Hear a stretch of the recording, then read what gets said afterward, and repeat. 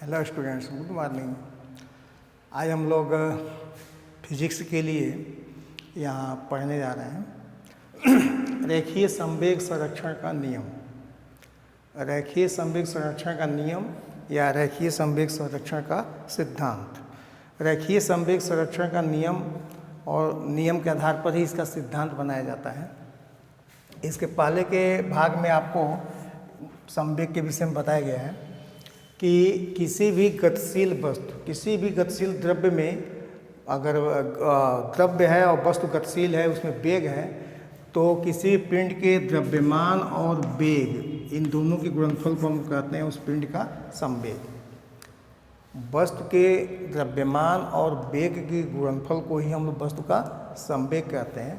और संवेग एक सदिश राशि है और संवेग की दिशा जो होती है वस्तु के वेग की ही दिशा होती है।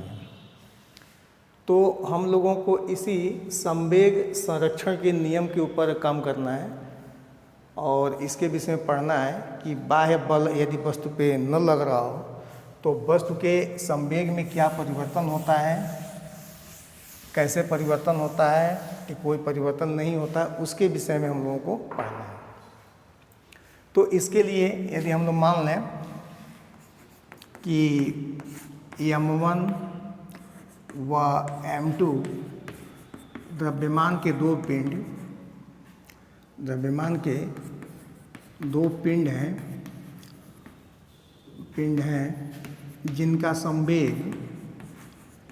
जिनका प्रारंभिक संवेग जो है P1, जिनका प्रारंभिक संवेग P1 और P2 है।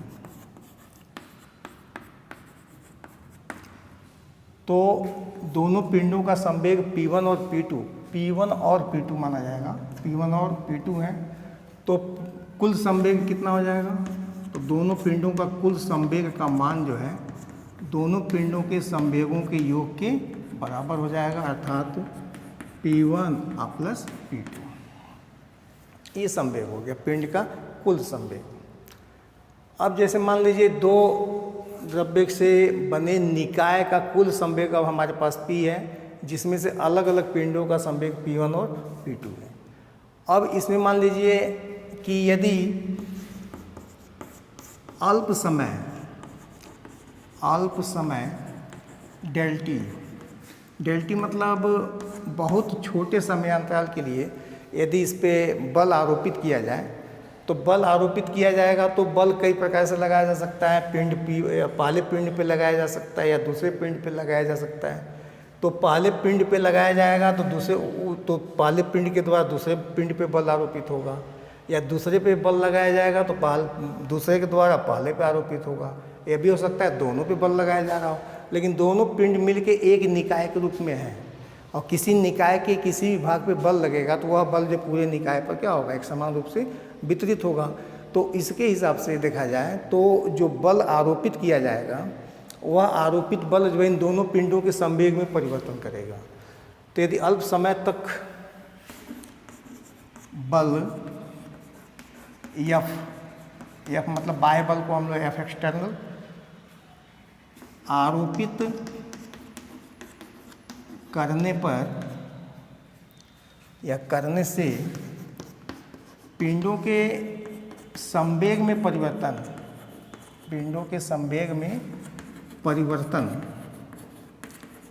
ये डेल्टा P1 और दूसरे पिंड के संवेग में परिवर्तन डेल्टा P2 हो तो कुल संवेग परिवर्तन कितना होगा?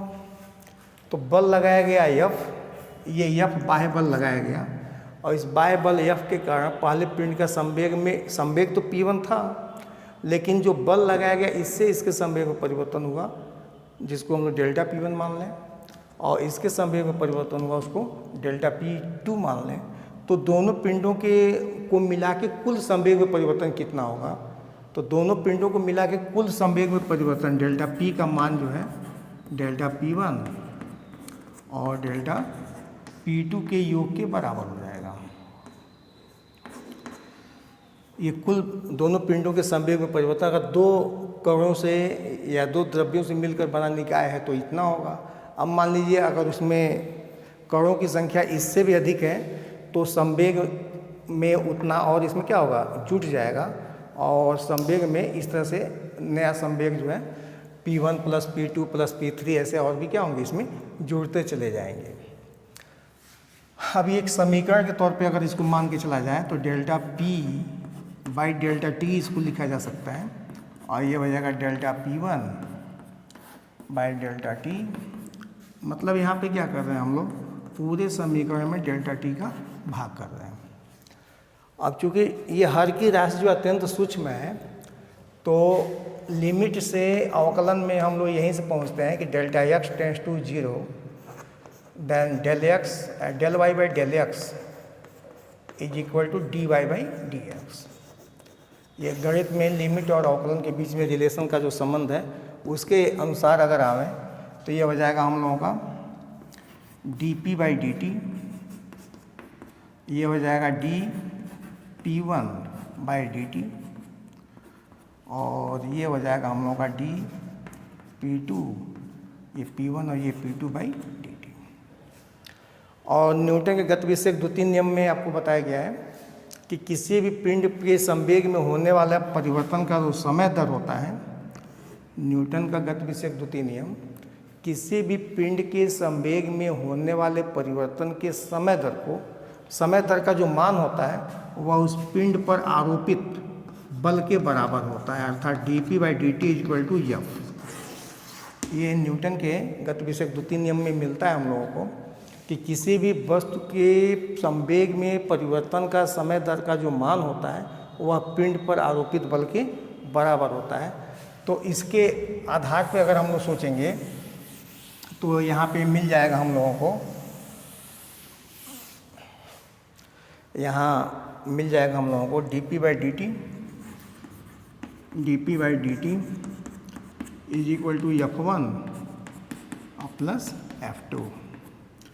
F1 हो गया पहले पिंड के संवेग में परिवर्तन के समय दर के बराबर, और F2 हो गया द्वितीय पिंड पे लगने वाला बल द्वितीय पिंड के संवेग परिवर्तन का समय दर। अब ये जो F है, F को दो भागों में बांट सकते हैं, F एक्सटर्नल और इंटरनल। जैसे कि दो पिंडों से बना निकाय अगर इस तरह से जुड़ा हुआ है और इस पर हम लोग बल लगा रहे हैं तो ये बल जब इस पर आरोपित होगा तो इसका प्रतिक्रिया स्वरूप यहाँ पर भी बल लगेगा। तो ये जो बल लग रहा है ये एक्सटर्नल माना जाएगा, इस पिंड के द्वारा इस पिंड में जो बल लग रहा है इसको इंटरनल फोर्स माना जाएगा, आंतरिक बल माना जाएगा।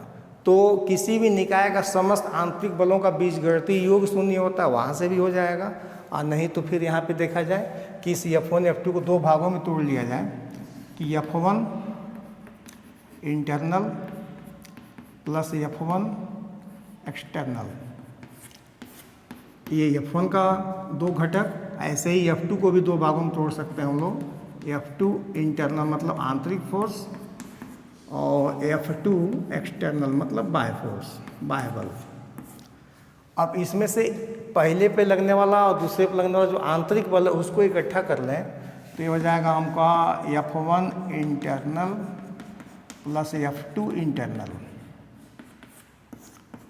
पहले पिंड पे लगने वाला आंतरिक बल और दूसरे पिंड पे लगने वाला आंतरिक बल, और यहाँ हो जाएगा F1 एक्सटर्नल पहले पिंड पे बाह्य बल और प्लस F2 एक्सटर्नल दूसरे पिंड पर लगने वाला बाह्य बल। तो जितना ये बल इस पिंड पे आरोपित करेगा उतना ही बल दूसरा पिंड जो है पहले पे आरोपित करेगा। तो इसको दो विधियों में से किसी विधि से समझा जा सकता है। पहली विधि है कि किसी भी निकाय पर लगने वाले समस्त बलों का आंतरिक बलों का बीजगणितीय योग शून्य होता है, और दूसरा है न्यूटन के क्रिया प्रतिक्रिया के नियम से कि अगर पहला पिंड दूसरे पिंड पे कोई बल लगा रहा है, अर्थात अगर पहले पिंड के द्वारा इंटरनल फोर्स दूसरे पिंड पर लग रहा है तो उसका मान जो है दूसरे पिंड के लगने वाले आंतरिक बल के मान के ही बराबर होगा, लेकिन उसकी दिशा जो है क्या होगी, पहले के विपरीत होगी। यानी कि यह राशि जो है आपस में कैंसिल हो जाएगा और बचेगा कितना, F1 external plus F2 external. यानी कि पहले पिंड पर लगने वाला बाह्य बल प्लस दूसरे पिंड पर लगने वाला बाह्य बल, इन दोनों को जोड़ेंगे तो ये मिल जाएगा हम लोगों का क्या, F एक्सटर्नल मतलब उस निकाय पर लगने वाला कुल बाह्य बल। उस निकाय पर आरोपित कुल बाह्य बल।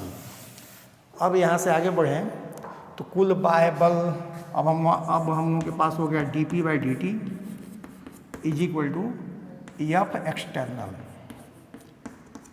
अब यहाँ से यदि एफ एक्सटर्नल बाह्य बल का मान क्या हो, शून्य हो, F external is equal to 0, तो क्या होगा dp/dt इज इक्वल टू 0।